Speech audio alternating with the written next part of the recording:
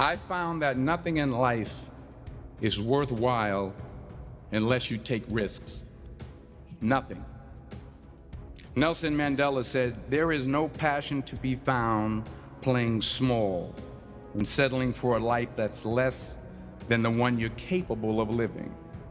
Now, I'm sure in your experiences in school and applying to college and picking your major and deciding what you want to do with life, I'm sure people have told you to make sure you have something to fall back on. Make sure you got something to fall back on, honey. But I never understood that concept, having something to fall back on. If I'm going to fall, I don't want to fall back on anything except my faith. I want to fall forward. I figure at least this way I'll see what I'm going to hit. Fall forward. This is what I mean. Reggie Jackson struck out 2,600 times in his career, the most in the history of baseball. But you don't hear about the strikeouts. People remember the home runs. Fall forward. Thomas Edison conducted 1,000 failed experiments. Did you know that? I didn't know that. Because the 1,001st was the light bulb. Fall forward. Every failed experiment is one step closer to success. You've got to take risks, and I'm sure you've probably heard that before, but I want to talk to you about why that's so important. First, you will fail at some point in your life. Accept it. You will lose. You will embarrass yourself. You will suck at something. There's no doubt about it. And I know that's probably not a traditional message for a graduation ceremony, but hey, I'm telling you, embrace it, because it's inevitable. And I should know. In the acting business, you fail all the time. Early on in my career, I auditioned for a part in a Broadway musical. Perfect role for me, I thought, except for the fact that I can't sing. So I'm in the wings, I'm about to go on stage, but the guy in front of me, he's singing like Pavarotti. He's just, and he's just going on and on and on, and I'm just shrinking, I'm getting smaller and smaller. So they say, "Oh, thank you very much, and you'll be hearing from us." So I come out with my little sheet music, and it was Just My Imagination by the Temptations. That's what I came up with. So I hand it to the accompanist, and she looks at it and looks at me and looks out at the director and was like, "Nice." So I start, I'm gonna sing. I'm like, "It's just my imagination once again, and then coming away with me." And I'm not saying anything, so I'm thinking I'm getting better. So I just start getting into it. It was just running. They say, "Oh yeah, thank you very much, Mr. Washington. Thank you." So I assumed I didn't get the job. But the next part of the audition, he called me back. The next part of the audition is the acting part of the audition. Now I'm like, hey, okay, maybe I can't sing, but I know I can act. So they pair me with this guy, and again, I didn't know about musical theater. And musical theater is big, so they can reach everyone all the way in the back of the stadium.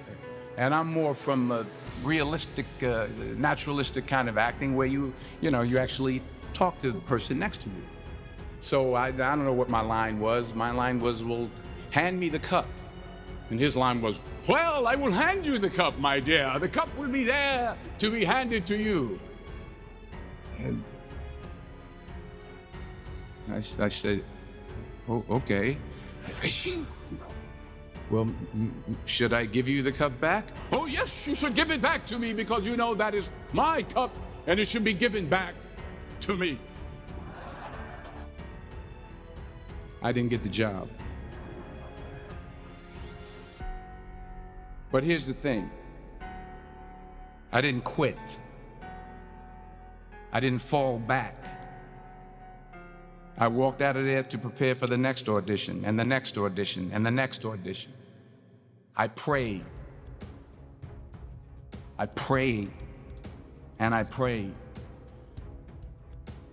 But I continued to fail, and fail, and failed. But it didn't matter because you know what? There's an old saying, you hang around the barbershop long enough, sooner or later you're gonna get a haircut. So you will catch a break, and I did catch a break. Last year, I did a play called Fences on Broadway. Someone talked about it. Won the Tony Award. And I didn't have to sing, by the way. But here's the kicker. It was at the Court Theater. It was at the same theater that I failed that first audition 30 years prior. The point is, every graduate here today has the training and the talent to succeed. But do you have the guts to fail? Here's my second point about failure. If you don't fail, you're not even trying. I'll say it again. If you don't fail, you're not even trying. My wife told me this great expression. To get something you never had, you have to do something you never did.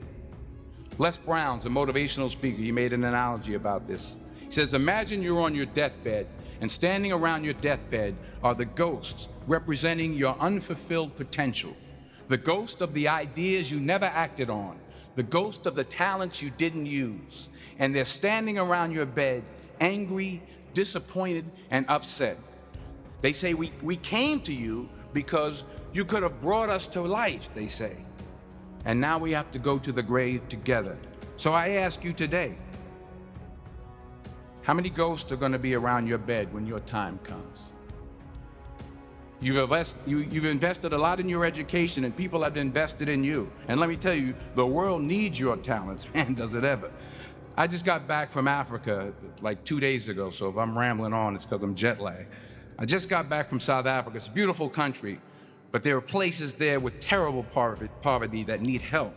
And Africa is just the tip of the iceberg. The Middle East needs your help. Japan needs your help. Alabama needs your help. Tennessee needs your help. Louisiana needs your help. Philadelphia needs your help. The world needs a lot, and we need it from you.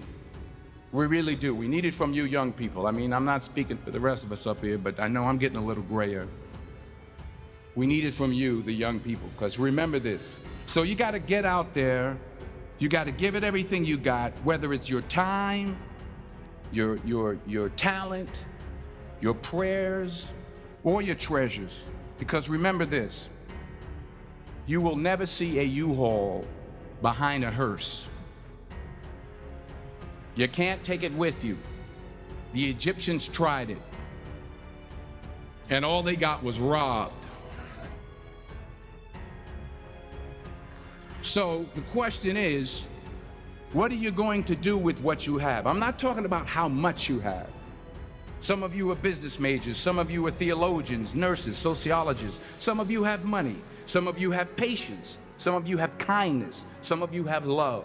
Some of you have the gift of long suffering, whatever it is, whatever your gift is. What are you going to do with what you have? All right, now here's my last point about failure.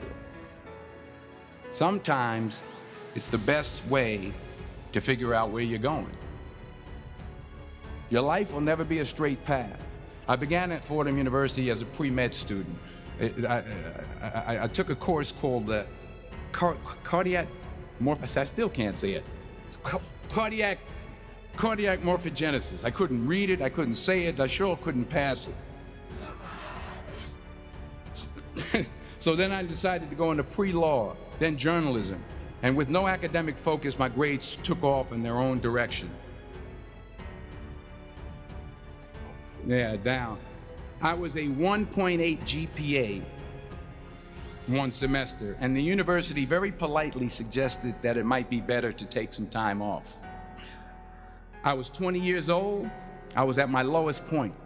And then one day, and I remember the exact day, March 27th, 1975, I was helping my mother in her beauty shop. My mother owned a beauty shop up in Mount Vernon.